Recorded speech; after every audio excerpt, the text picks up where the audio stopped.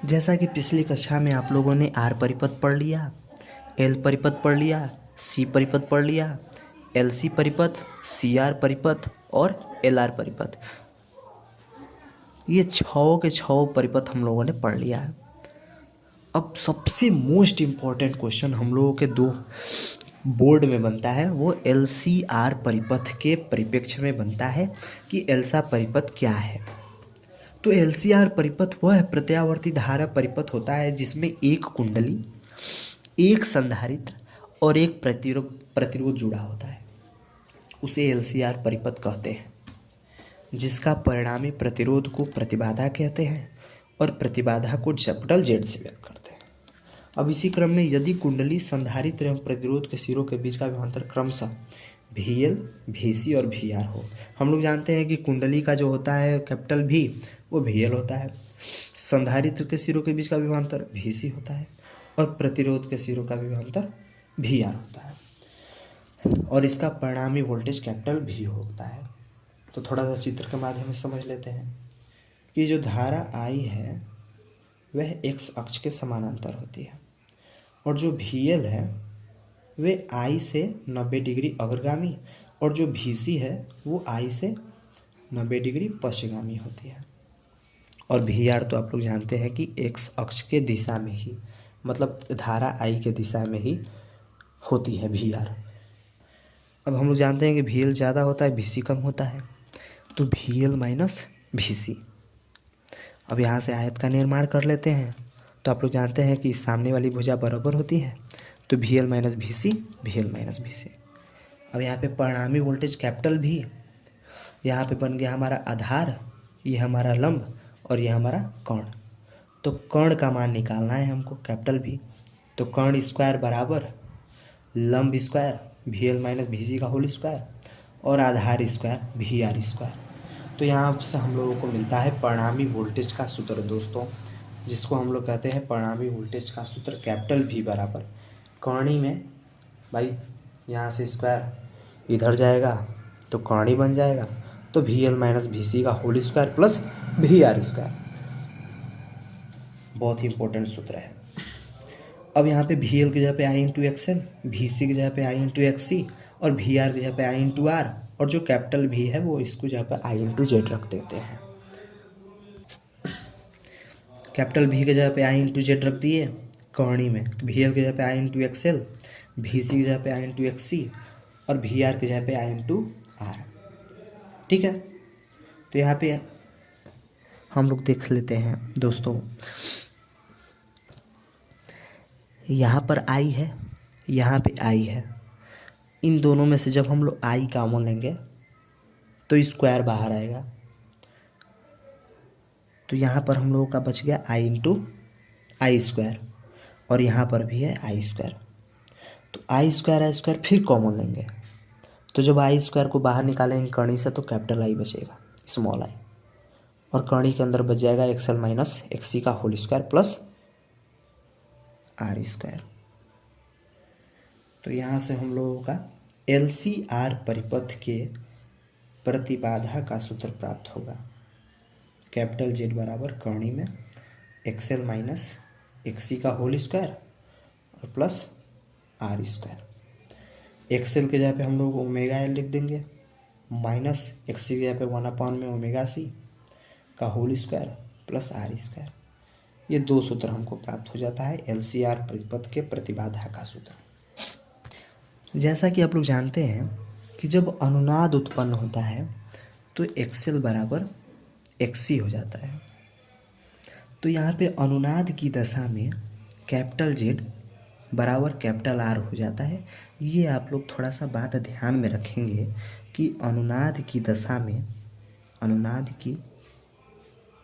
दशा में XL बराबर XC होता है, तो LCR परिपथ में कैपिटल Z बराबर R हो जाएगा। कब? अनुनाद की दशा में। क्यों?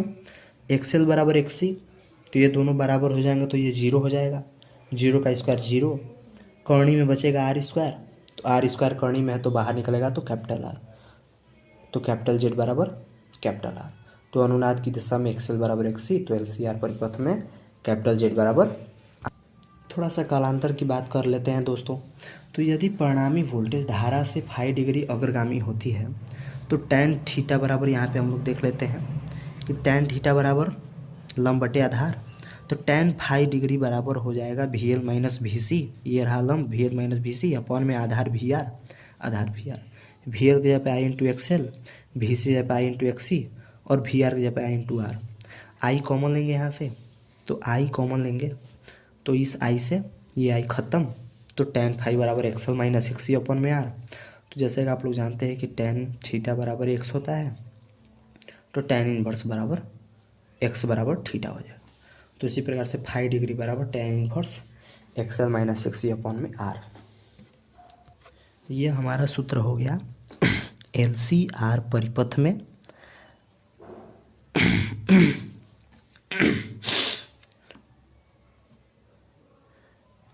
परिणामी वोल्टेज और धारा के बीच कालांतर, ये हमारा सूत्र हो गया। दोस्तों इतना सब कुछ हम लोगों ने पढ़ा, तो एक इम्पॉर्टेंट क्वेश्चन देख लेते हैं।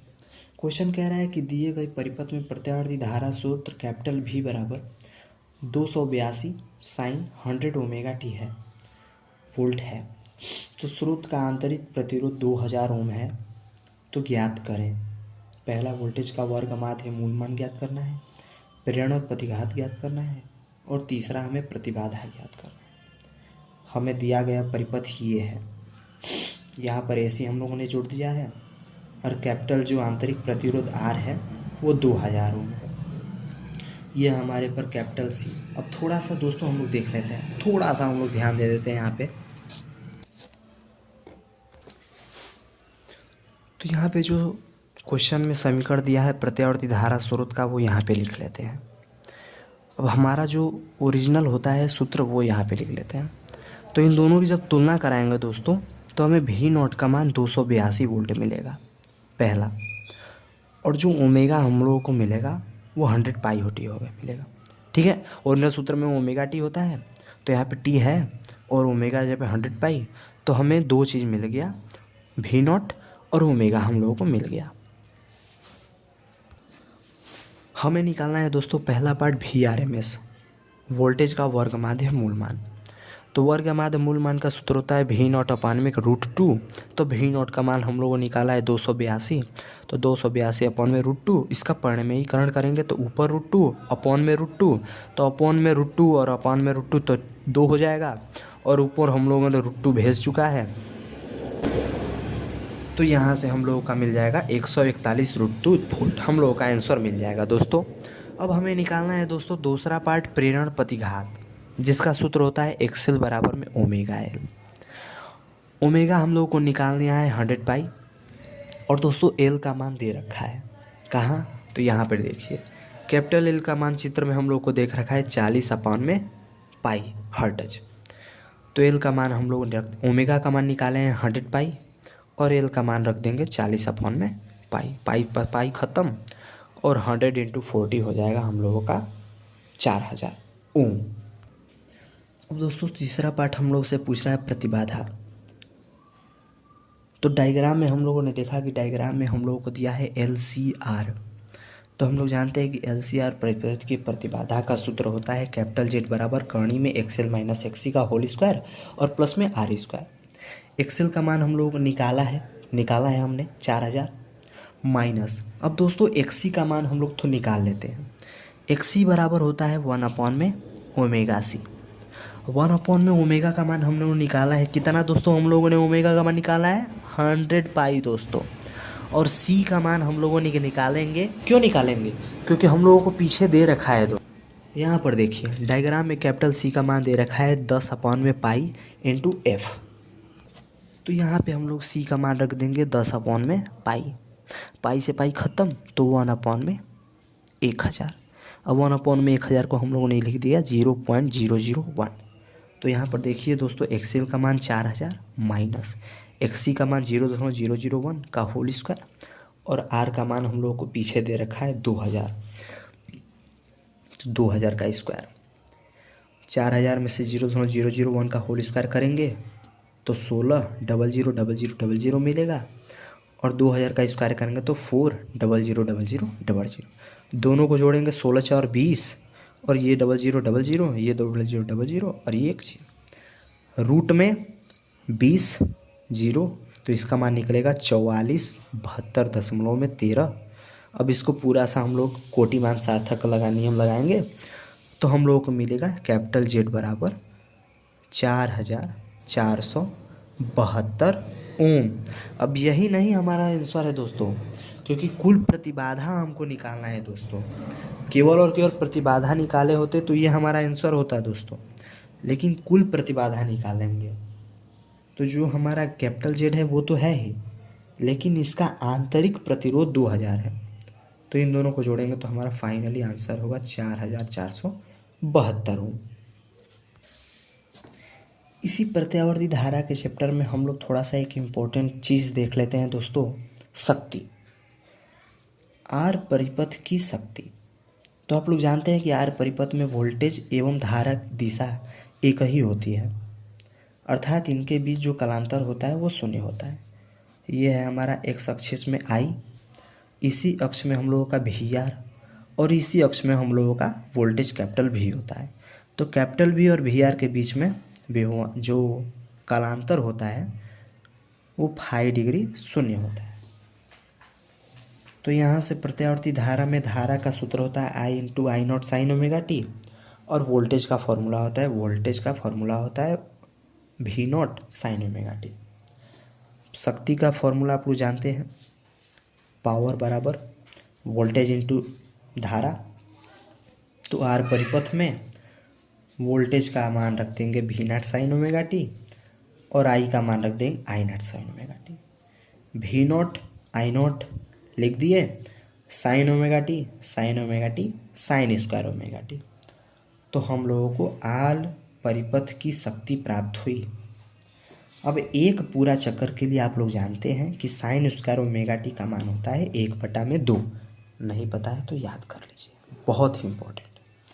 तो शक्ति क्षय हम लोग निकालेंगे P बार V0 I0 × 1/2। ठीक है दोस्तों।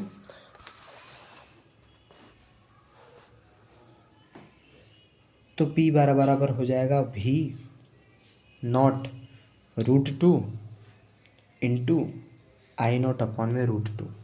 दोस्तों ये जो 2 है, ये 2 मिलकर बना होता है √2 × √2 बराबर 2।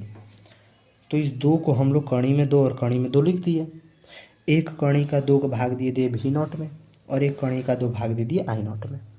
तो हम लोगों का बहुत ही इंपॉर्टेंट सूत्र मिल गया आर परिपथ की शक्ति का, जो है P बार बराबर VRMS × IRMS।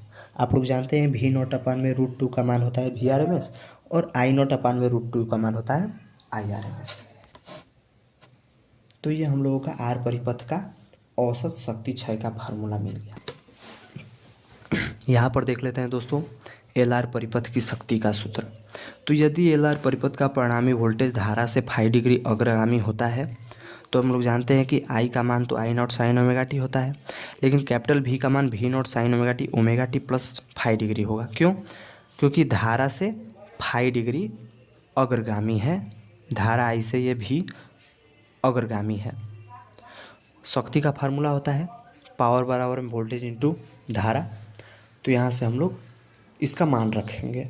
तो दोस्तों कैपिटल V का मान रखेंगे हम लोग V0 sin omega T plus 5 degree, और I का मान रखेंगे I0 sin ओमेगा टी।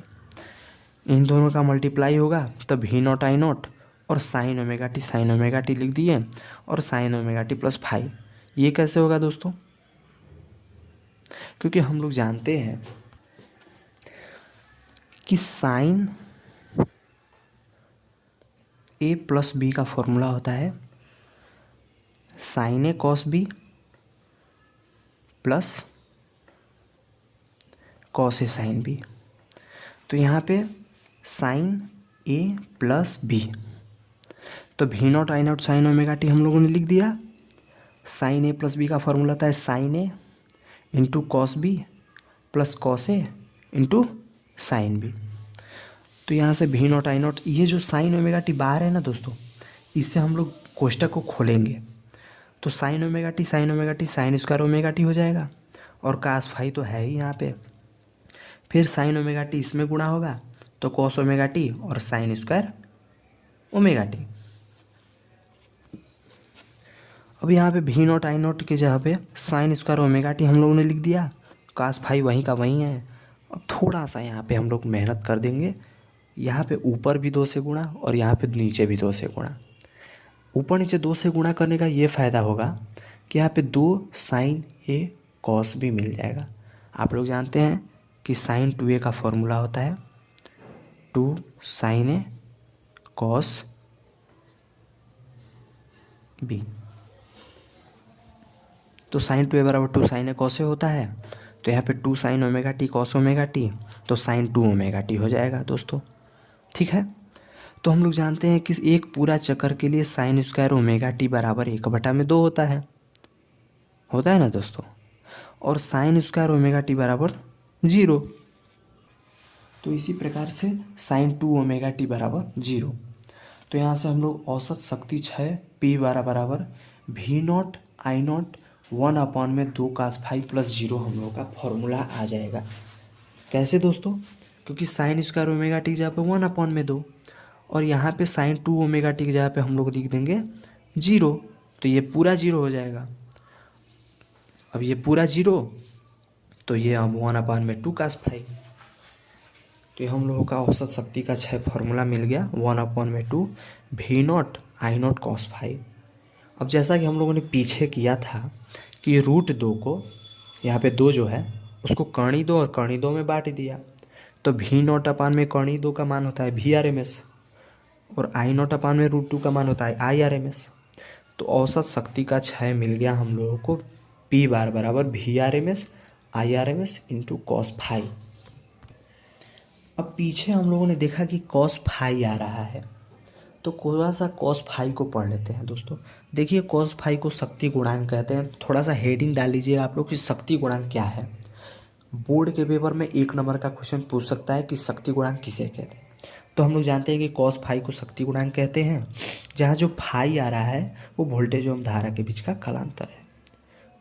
यह थोड़ा सा डायग्राम बना लेते हैं। ये धारा आई है, धारा आई के समांतर आर हो गया, ये लंब हम लोगों का एक्सेल, तो परिणामी जो वोल्टेज मिलेगा वो XL square plus R square. तो यहाँ पे टैन थीटा बराबर लंब बटे में आधार, तो टैन फाई बराबर लंब बटे में आधार एक्सेल बटा में आर। तो कॉस फाई बराबर क्या होगा दोस्तों? कॉस थीटा बराबर आधार बटे कर्ण, तो कर्ण हम लोग ने निकाल दिया a square plus B square. कर्ण स्क्वायर बराबर लंब स्क्वायर धन आधार स्क्वायर, तो आधार बटे में कर्ण, तो कॉस फाई बराबर आधार बटे कर्ण। अब आप लोग जानते हैं दोस्तों कि कर्णी में XL square plus R square का मान होता है जेड, जिसे हम लोग एल आर प्रतिपथ की प्रतिबाधा कहते हैं। तो यहाँ से हम लोगों का फॉर्मूला हो गया कॉस फाई, जिसे शक्ति गुणांक कहते हैं, बराबर में R/Z। 1 नंबर का क्वेश्चन, 1 मार्क का question, very very important. 1 number का 1 अंक का एक और क्वेश्चन पूछ लेता है दोस्तों बोर्ड के पेपर में कि वाटहीन धारा किसे कहते हैं। तो यदि किसी प्रत्यावर्ती धारा परिपथ का प्रतिरोध 0 हो जाए तो परिपथ का शक्ति क्षय 0 होता है।